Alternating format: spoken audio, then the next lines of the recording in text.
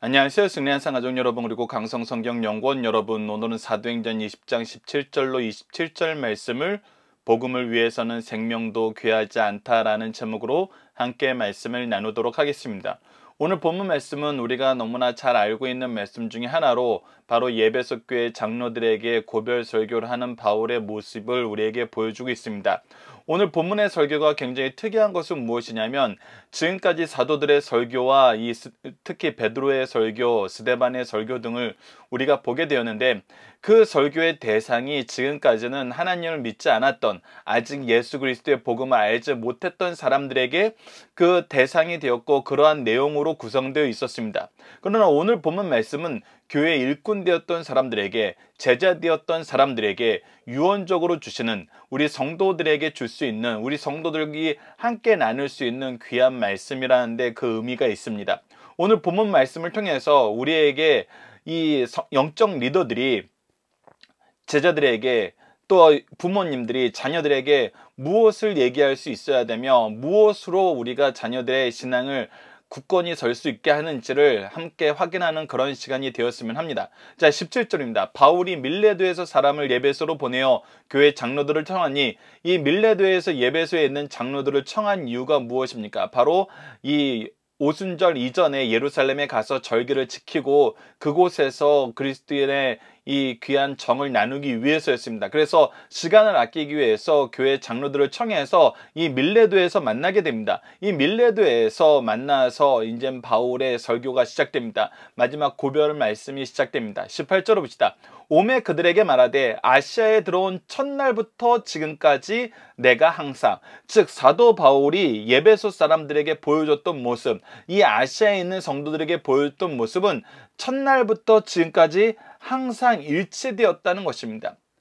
그의 삶의 내용이나 삶의 목표나 삶의 방법이 변하지 않았다는 것입니다. 그것은 한 사람의 삶으로서 표현할 수도 있지만, 더 궁극적인 내용은 무엇이냐면, 복음을 전하는 목적이나 복음을 전하는 방법이나 복음 안에서 행동하는 것이 변화가 없었다는 것입니다. 변화가 없었다는 건 사실 이것은 무엇을 뜻하냐면, 내가 이 일을 하는데 내가 주도권을 가지지 않았다는 것입니다. 여러분들 사람이 살다 보면은 자기의 삶의 스타일이나 목표나 방법이 자주 바뀌게 되는 걸 보게 됩니다. 이것은 상황에 따라서 바뀌게 되고, 환경에 따라서 바뀌게 되고, 시대에 따라서 바뀌게 되고, 상대에 따라서 바뀌게 됩니다. 그러나 사도 바울이 이것이 변하지 않았다는 것은 무엇을 얘기하냐면, 첫날부터 지금까지 그리스도께서 나에게 주신 사명 안에서 그리스도의 뜻대로 행했다는 걸 얘기하게 됩니다. 즉, 그 사도 바울이 제자들에게 보여줬던 거, 이 동역자들한테 보여줬던 모습은 항상 하나님의 뜻 안에서 예수 그리스도의 복음을 위해서 받은 사명 안에서 하나님의 뜻대로, 예수 그리스도의 뜻대로 행동했다는 걸 가르쳐 줍니다. 그리고 이것을 사람들이 봐왔다는 것입니다. 그래서 이렇게 합니다. 여러분 가운데 어떻게 행하였는지를 여러분들도 아는 바니, 바로 하나님의 뜻대로 행하는 모습을 이 사람들이 확인하였고 배워왔었고 그것을 공유해 왔다는 것입니다. 그 내용이 무엇입니까? 이제 19절로 21절 말씀입니다. 그래서 19절로 21절 말씀이 우리가 정말 중요하게 생각해야 되는 것입니다. 우선 성도를 대하면서, 특히 환난을 겪을 때, 우리가 복음을 위해서 삶을 살 때 어려움이 있었을 때 어떻게 했는지를 보여줍니다. 19절을 봅시다. 곧 모든 겸손과 눈물이며 유대인의 관계로 말미암아 당한 시험을 참고 주를 섬긴 것과. 자, 이것이 가장 기본적인 자세라는 것입니다. 우리가 삶을 살면서, 하나님 앞에서 삶을 살면서 하나님의 일을 할 때, 우리가 하나님의 부르심을 받고 하나님이 주신 사명 안에서 일하는 것은 너무나 당연한 것입니다. 그래서 때로는 이것을 위해서 우리에게 은사도 주시고 직분도 주시고 사명도 주십니다. 그리고 이것을 우리에게 먼저 받게 하셨고, 우리를 통해서 하나님의 은혜를 전하게 하십니다. 근데 여기서 우리가 실수할 때가 있습니다.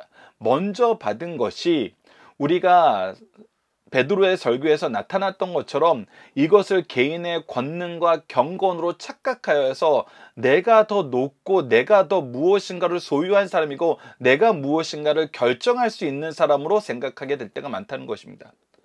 그것이 내 경건이나 내 권능으로 해석되면은 필연적으로 나타나는 것이 무엇이냐면 교만입니다.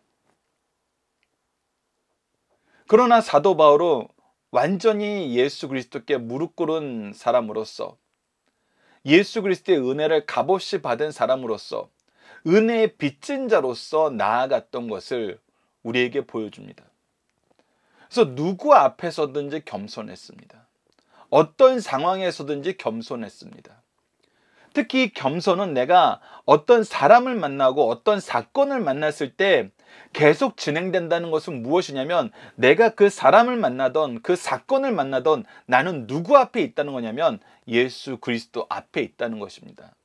하나님 앞에 있다는 것입니다. 그리고 나서 눈물이 있었습니다. 우리가 팔복 안에서 애통하는 자는 복이 있나니 라고 얘기했던 그 애통함이 있었던 것입니다. 그 애통함은 무엇을 위한 애통함입니까? 첫 번째는 내 죄에 대한 애통함이고, 두 번째는 내가 사랑하는 사람의 죄에 대한 애통함입니다. 이 죄가 만연해 있는 상황에서 내가 하나님의 복을 발견하게 되고 하나님의 은혜를 발견하게 되면은 내 죄 때문에 애통하는 이 애통의 기도를 드릴 수밖에 없고, 회개의 기도를 드릴 수밖에 없고, 나를 위해서 이 애통함에 응답하셔서 우리를 위로하시는, 우리에게 응답하셔서 위로하시는 하나님의 역사가 나에게뿐만 아니라 내 주위에 있는 사람들에게, 나에게 맡긴 영혼들에게도 동일하게 있을 것을 간구하면서 애통할 수밖에 없습니다. 그래서 우리가 자녀를 양육하는 것, 제자를 양육하는 것은 정말 이 애통함이 없이는 불가능하다는 것을 우리는 경험하게 됩니다. 사도 바울 또한 자기를 적대시하고 자기를 밀어내는 동족들에게 끊임없이 회당에서 말씀을 전하는 걸 규례로 삼아서 눈물로 그들에게 복음의 말씀을 전했습니다. 그리고 교회가 세워지고 나서 혼란을 겪고 있고 거짓 선지자들의 유혹에 의해서 많은 분란이 있을 때도 그들에게 눈물로 다가갔습니다.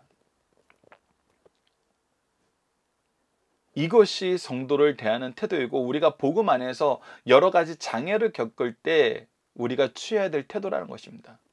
이것을 좀 더 구체적으로 얘기해 주는 것이 바로 유대인의 관계로 말미암아 당할 시험에 대해서 얘기합니다. 이 시험에 대해서 어떻게 했다는 겁니까? 참았다는 것입니다. 왜 참아야 되는지를 이 본문 말씀은 이 한 절 안에서 너무 자세하게 얘기해 줍니다. 우리 현대사회에서 너무 자주 경험하는 것입니다. 우리가 어떠한 외부적인 공격을 당했을 때 우리가 그 공격을 참고 포커스를 두는 것, 목표를 두는 것이 무엇입니까? 이들을 싸워 이겨서 이들이 두 번 다시는 우리를 건드리지 못하게 만드는 것, 그런 것이 아니었어요. 우리가 해야 되는 것은 무엇이었냐면 주를 섬기는 것이었답니다. 주를 섬기는 게 멈추지 않게 하는 거예요.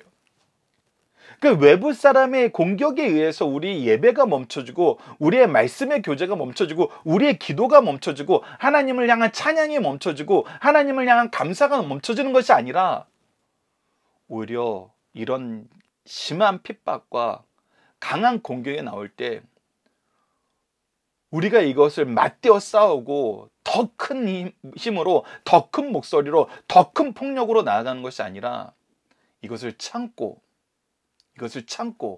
견디고 무엇하는 거? 주를 섬기는 것을 멈추지 않는 것입니다.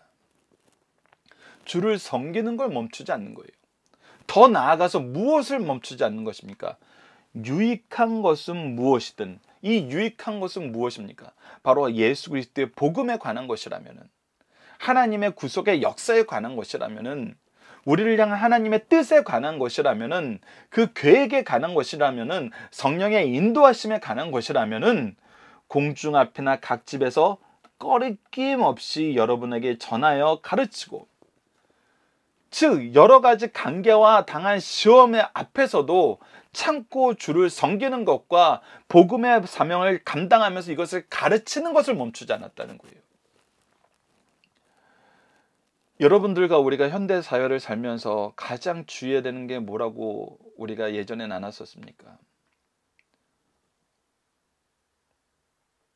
우리가 세상 사람들에게 보여주는 집회를 하기 위해서 우리 각각의 교회를 통해서 하나님이 준비시키시고 선포하기로 작정된 말씀, 우리에게 성도의 교제 안에서 말씀의 교제를 통해서 준비하고 계속 나누게 하시는 그 말씀을 멈추고 중단하고 나가서 세상적인 모습으로 집회를 하고 데모를 하고 시위를 하는 것이 아니라 우리 이를 때일수록 더 굳건히 주를 섬기는 것과 유익한 모든 것을 거침없이 가르치는, 꺼리낌 없이 가르치는 이 복음의 역사가 있어야 된다는 것입니다. 복음의 역사를 우리가 지켜야 된다는 것입니다. 즉 우리가 더 직접적으로는 예배와 말씀을 지켜야 된다는 것입니다. 어떻게 하면서? 이 모든 시험을 참으면서. 왜 그랬습니까? 그리스도인들의 전쟁은 영적 전쟁이기 때문입니다. 이익을 추구하는 전쟁이 아닙니다. 세상은 이익 때문에 우리에게 여러 가지를 요구합니다. 하지만 우리는 이 이익을 버리더라도 추구해야 되는 것이 무엇이냐면 바로 주를 섬기는 것과 그리스도께서 우리에게 주신 모든 말씀을 가르쳐 지키게 하는 것입니다. 그래서 그것은 무엇으로 이루어집니까? 유대인과 헬라인들에게, 모든 사람들에게 하나님께 대한 회개와 우리 주 예수 그리스도에 대한 믿음을, 이거는 하나님께서, 성령께서 우리에게 허락하시는 것입니다. 그래서 하나님께서 준비하신 이 일을, 하나님께서 우리에게 맡기신 이 사명을 끝까지 감당하는 것, 즉 증언하는 것입니다. 증언하는 삶을 사는 것입니다. 이것이 사도 바울을 통해서 보여준 모습이고, 우리의 믿음의 선조들이 세상을 이길 때 항상 보여줬던 모습이고, 그 사명을 감당할 때 그 사명을 감당할 수 있었던 모습입니다. 다시 한번 봅시다.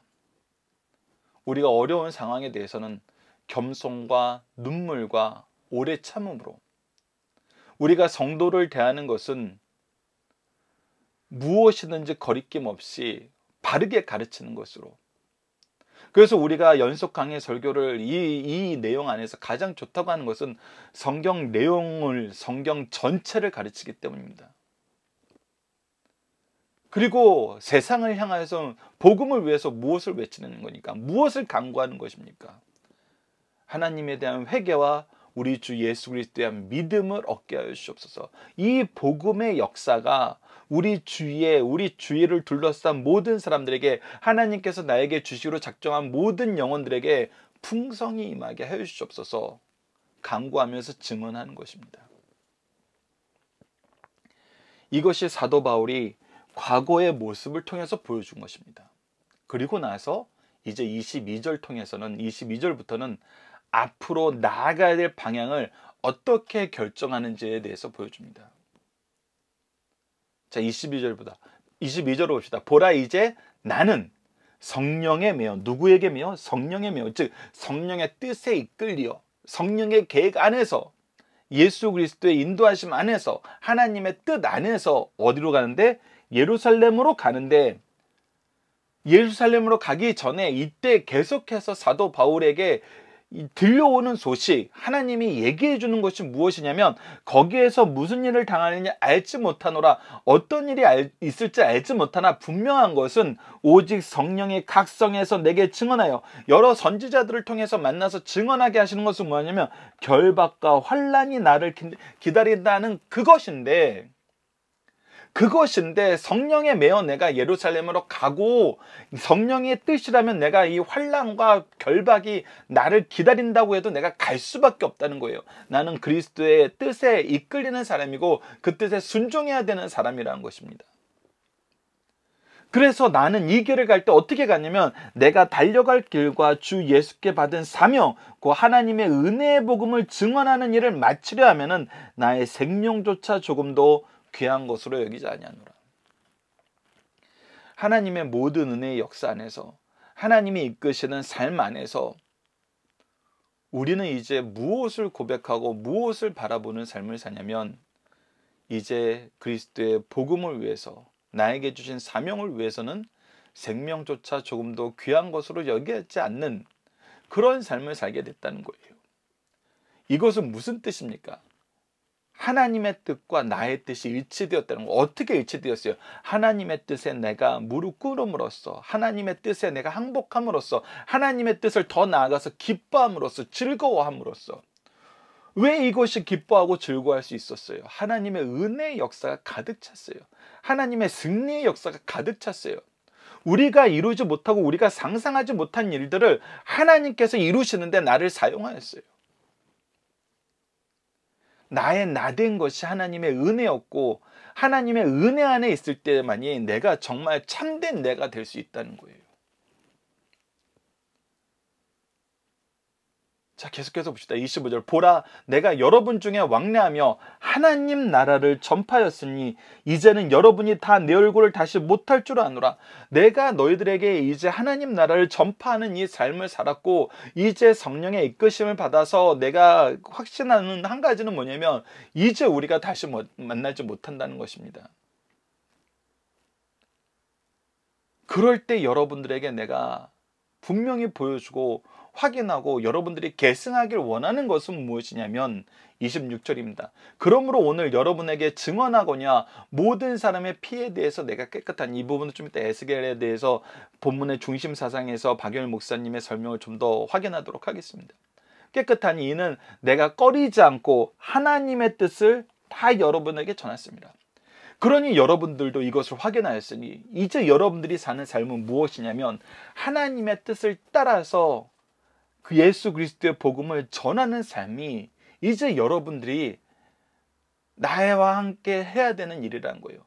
나처럼 해야 되는 일이란 거예요. 이것을 계승하는 것이 영적인 리더로서, 영적인 아버지로서, 스승으로서 유언적으로 남기는 가장 중요한 내용이라는 것입니다. 여러분들, 나를 통해서 은혜의 복음을 여러분들께서 드셨는데, 이제 여러분들도 이 은혜의 복음을 전할 때 어떻게 전해요? 겸손과 눈물과 오래 참음으로 거리낌 없이 가르치고, 항상 하나님에 대한 회개와 우리 주 예수 그리스도에 대한 믿음을 증언하면서 성령의 이끄심을 받아 사십시오. 우리는 하나님 나라의 증인들입니다. 이것을 얘기하는 것입니다. 우리의 삶의 내용도 이래야 되고, 우리의 삶의 방향도 이래야 되고, 우리가 자녀들에게 줄 수 있는 가장 좋은 유언, 가장 좋은 기업은 바로 이 말씀을 전하고 소유하게 하는 것입니다. 이것을 우리가 삶 속에서 다시 한번 확인하고 이 일이 일어나기를 기뻐하는 우리 승리한 삶 가족 여러분들, 강성성경 연구원 여러분들이 기도합니다. 자, 본문 묵상을 통해서 간단하게나마 다시 한번 복습을 해보도록 하겠습니다.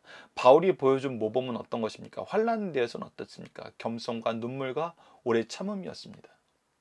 성도에 대해서는 무엇이었습니까?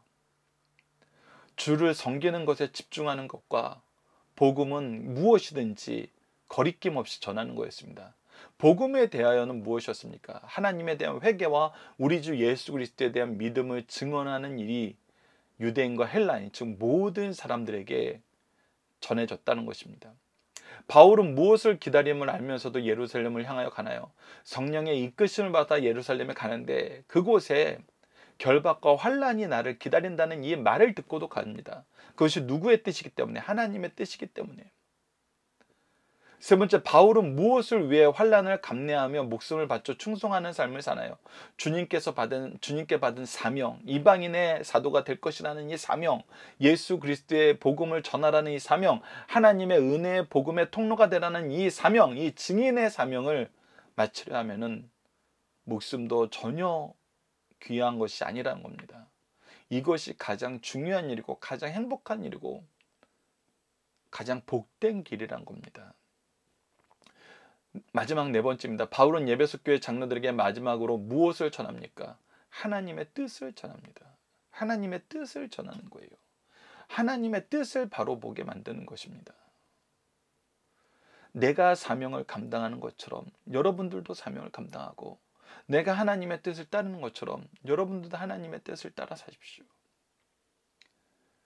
그리고 나서 한번 보십시오. 내가 환난과 결박에 기다리는 그곳으로 가지만 그럼에도 불구하고 복음의 역사를 멈추게 하지 않으시는 하나님의 역사, 즉 결박과 환난 속에서도 승리하게 하시는 하나님의 역사를 여러분들이 확인하게 될 것입니다. 이것을 확인한다면 더더욱 제가 여러분들에게 말씀드렸던 것처럼, 제가 여러분들에게 보여준 것처럼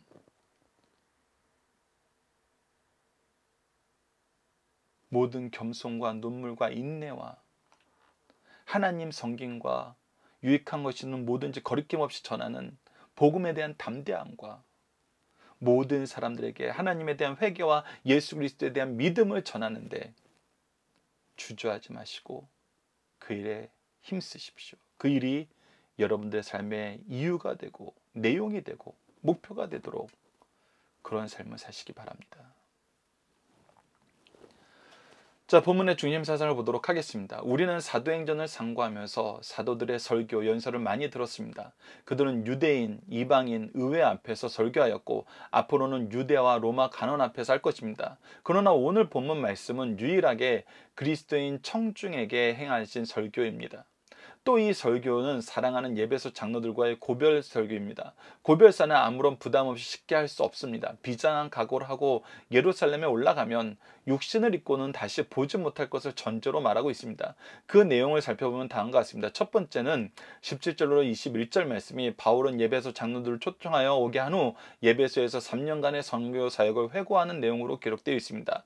두 번째 20절에서 22절에서 27절 말씀은 복음을 위한 불확실한 미래를 수용해야 된다는 미래에 대한 이야기로 구성되어 있습니다. 이것이 바로 오늘 본문의 말씀입니다. 그리고 28절에서 35절은 교회는 하나님께서 자기 피로 사신 거룩한 공동체임을 얘기합니다. 그런데 성령께서 장로들을 감독자로 삼아 교회를 치리하게 하셨습니다. 이 교회의 감독자들은 말씀으로 그들을 양육하면서 외부의 적과 내부의 분계를 사전에 막고 재정적인 탐심의 위험을 막아야 합니다. 주는 것이 받는 것보다 복이 있다는 주님의 말씀을 늘 기억해야 된다고 얘기합니다. 그리고 마지막 36절로 38절은 바울과 에베소 교회 장로들은 다시 보지 못하리라는 바울의 고별사를 듣고 함께 기도하고 서로 목을 안고 크게 울며 입을 맞추며 사랑을 나누었던 내용들이 기록되어 있습니다.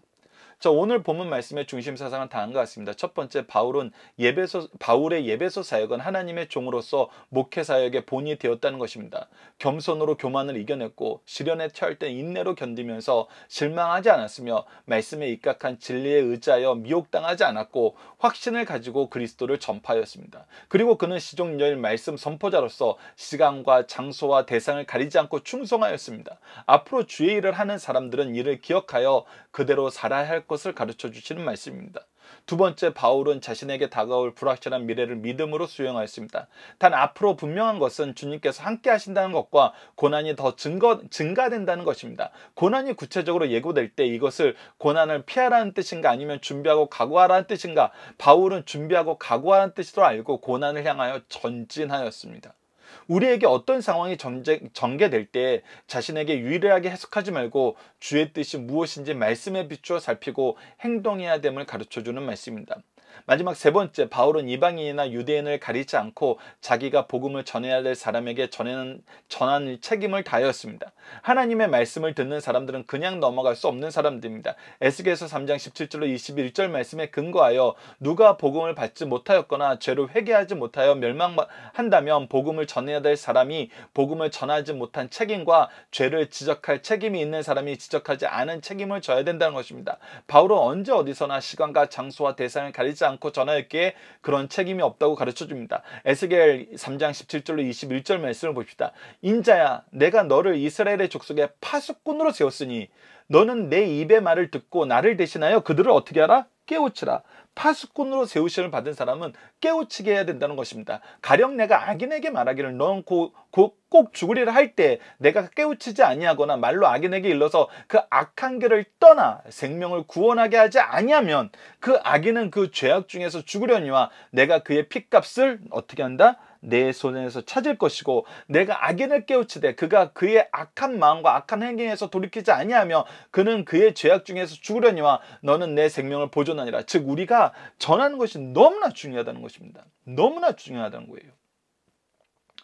이것은 여러분들 마태복음 16장 14절 이후에 네 믿음이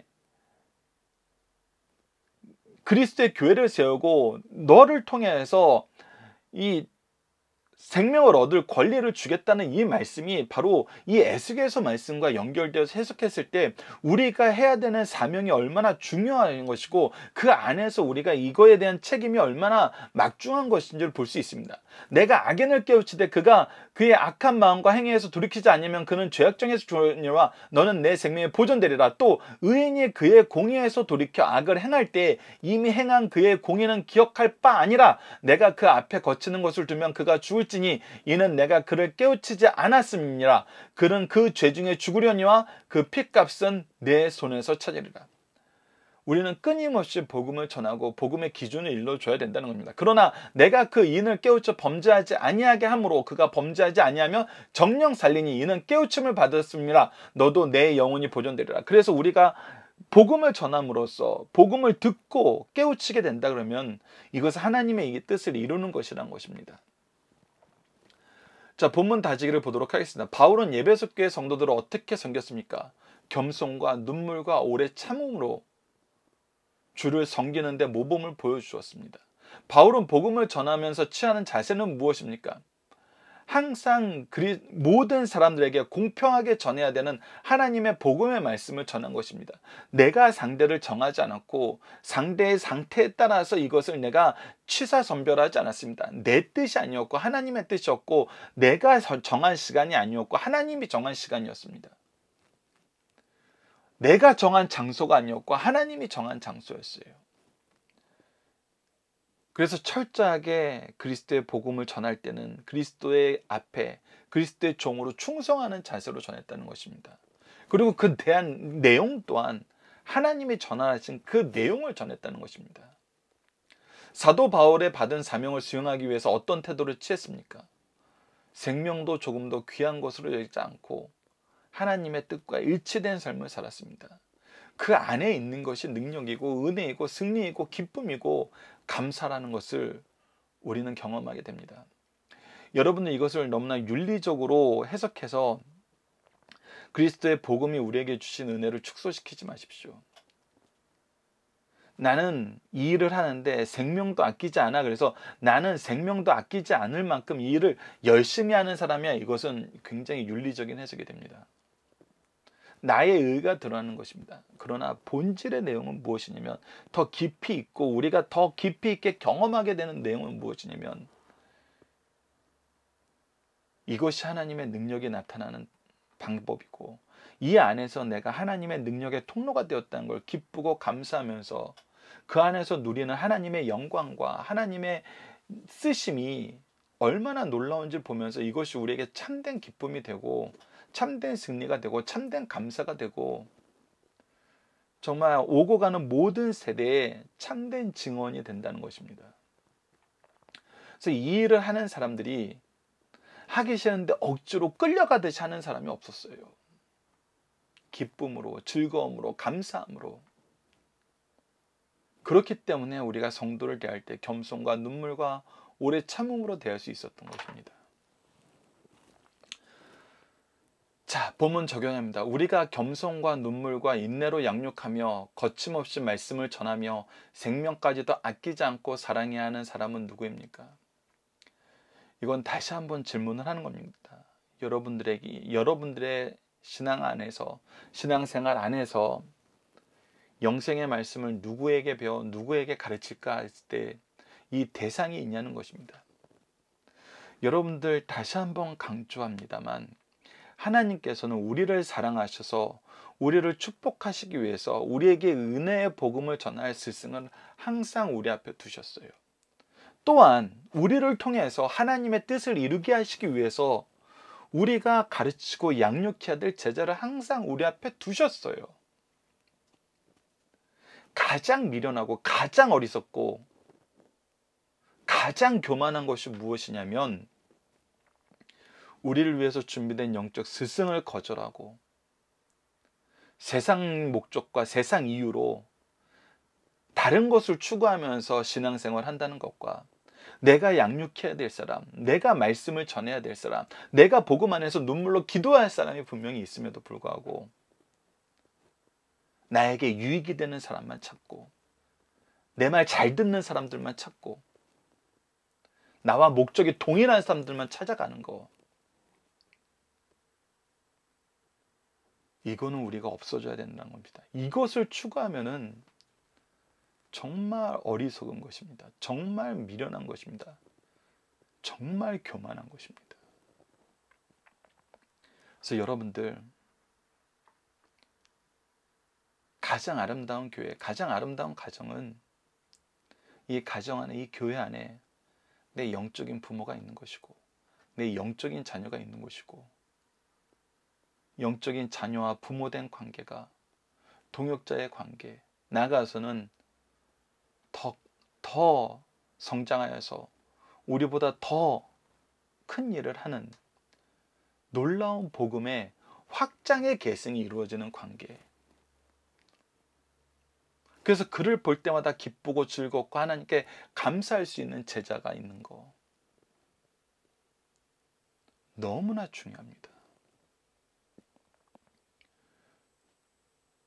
우리가 영적인 제자들에 대해 보여줘야 될 모습 중에 가장 중요한 것은 내가 영적인 스승을 통해서 받은 복이 무엇인지를, 은혜가 무엇인지를, 감사가 무엇인지를, 섬김이 무엇인지를, 공경이 무엇인지를 보여줄 수 있는 것입니다.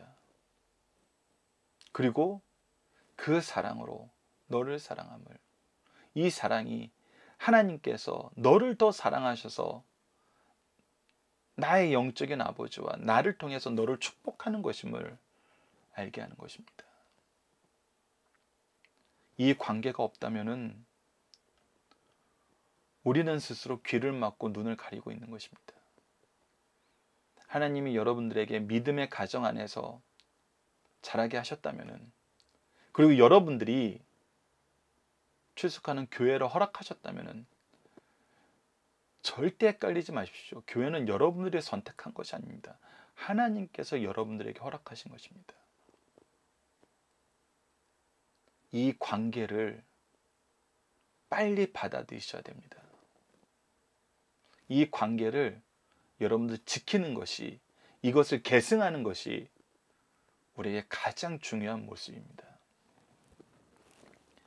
이번 주 공동 기도 제목은 다음과 같습니다. 우리 한 사람 한 사람이 사명에 충성하면서 복음의 역사와 복음의 승리가 충만한 교회와 가정의 일꾼이 되게 하여 주소서입니다. 오늘 본문 말씀을 통해서는 우리를 구원하시려는 하나님의 뜻과 역사하심 안에서 우리에게 축복의 통로가 되었던 영적 부모님을 주심을 감사합니다. 동일하게 우리를 통해서 하나님의 은혜와 지혜의 풍요로움을 전하기 위해서 허락하신 영혼들이 있음을 인정합니다. 우리에게 주신 자녀와 제자와 형제와 이웃들, 때로는 육적인 부모님들 모두 우리에게 주신 귀한 영혼님을 기억하며 하나님의 뜻 안에서 하나님의 능력으로 하나님의 구원의 복음을 전하게 하여 주시도록 기도하는 우리 승리한산 가족 여러분들, 강성성경연구원 여러분들에게 기도합니다. 감사합니다.